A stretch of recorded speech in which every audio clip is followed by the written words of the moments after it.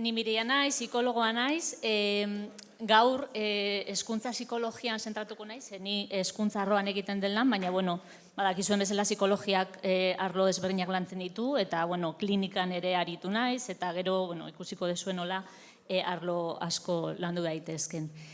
Gipuzkoako psikologia elkargo ofizialetik nator, bertan Gipuzkoa mailan hezkuntza arloa eramaten dut, momentu hontan hori da gehien egiten dudan lana, baina pixkat hitz egingo dizuet, zein izan den ere ibilbidea. Nik gaur egun egiten duten lana hezkuntza arloan eta bai klinikan funtzio nagusiak hauek izango liake, ebaluazioa eta diagnostikoa, esku hartzea eta deribazioa, koordinazioa beste profesionalekin, taldean lan egiteko, prebentzio programak sortzea eta kudeatzea, eta formakuntza. Momentu honetan egiten ditudan funtzioak horiek izango liake. Ibilbide akademikoari dagokionez, nire kasuan psikologian lizenziatu nintzen, gero hezkuntza psikologian espezializatu nintzen, ikusi nolako karreran hori gustoko nuela. Aukera auki nuen bertan psikopedagogian lizentziatzeko eta hezkuntza arloa gustatu zitzaidalako erabaki nuen aukera hori aprobetxatu eta lizentziatura hori ere egitea. Eta gero haurretan eraben psikologia klinikoan masterra egin nuen, pixka bat interesatzen zitzaidalako batez ere publiko honekin lan egitea.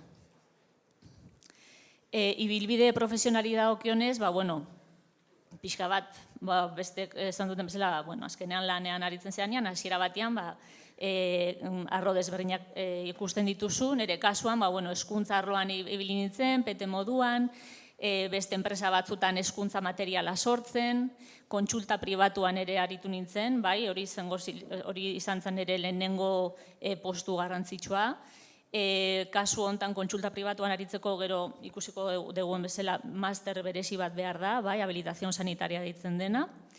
Eta gaur egun lehen esan dudan bezala gehien aritzen ditudan postuak izango liake hori hezkuntza psikologoa, baina honetarako gaur egun ere habilitación sanitaria behar da, beraz kontuan eduki behar da. Bi hezkuntza, psikologia elkargoan Gipuzkoa mailan hezkuntzako arduraduna, eta gero Foru Aldundian aritzen naiz trebatzaile moduan. COPGI, hau da, psikologia elkargoan egiten ditugun lanak, Gipuzkoa mailan izango liake hori, ez? Alde batetik hezkuntza arloa kudeatzea Gipuzkoan, gero estatu mailako beste arduradunekin koordinatzea, azkenean denok helburu berdinak izateko, lantaldeak sortzea eta kudeatzea, hezkuntza arloko gaiak lantzeko, eta azkenik hezkuntza psikologoaren figura sustatzeko. Esan dugun bezala, momentu honetan, ofizialki psikologo moduan aritzeko hezkuntza arloan, sanitario moduan egon behar gara. Eta gure helburua da, figura berezi hau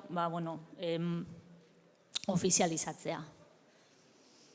Ibilbide hauek aukeratzeko motivazio desberdinak eduki ditut.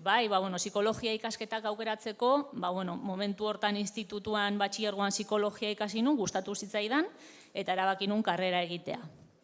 Gero psikopedagogia ikasteko, esan bezala, ez? Ikusi nuen psikologia ikasterakoan hezkuntza arloa gustoko nuela, beraz, pixka bat borobiltzeko psikopedagogia ikastea erabaki nuen. Masterrak ikasteko motivazioak azkenean, badakigu segurtasuna hartzeko izaten dela, azkenean, pixka bat lan munduan sartu aurretik esperientzia eukitzeko, eta bar.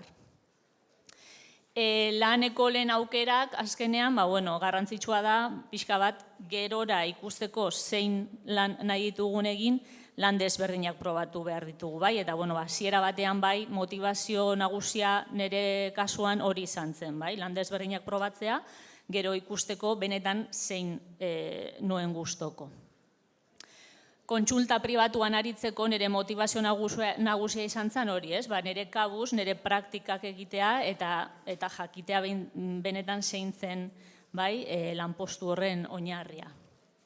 Eta azkenik, hezkuntza psikologian aritzeko motivazio nagusia lana taldean egitea izan zen, azkenean kontsulta pribatuan lana nahiko bakartia delako, eta hezkuntza arloan sartze zarenean lan egiteko pertsona desberdinek egiten dezu lan, aurrak eta nereabeak behatzeko testu ingoru oso egokia da, eta azkenean motivazio nagusia hori izan zen, baina noski, kontuan eduki behar da ere bai, bizitzan zehar behar desberdinak ditugula eta beste motivazio bat kontziliazioa izan zen, bai? Hezkuntza azkenean aukera ematen dizu, ordutegi aldetik kontziliazio hori errealago izatea.